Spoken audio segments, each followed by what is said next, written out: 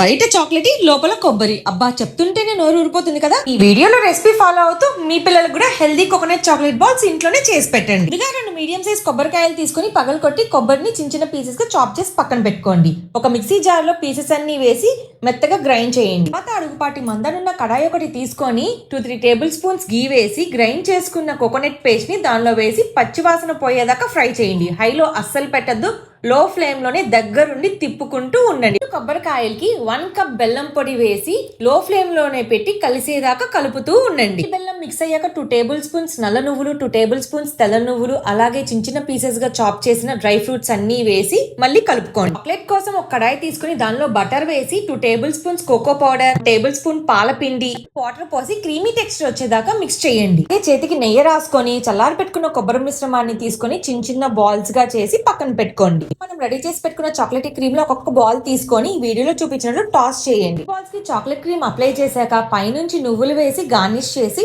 Deep fridge లో ఒక అరగంట పాటు పెట్టి వదిలేసేయండి. అంతే, కోకోనట్ చాక్లెట్ బాల్స్ రెడీ. తప్పకుండా మీరు కూడా మీ పిల్లలకి ట్రై చేయండి.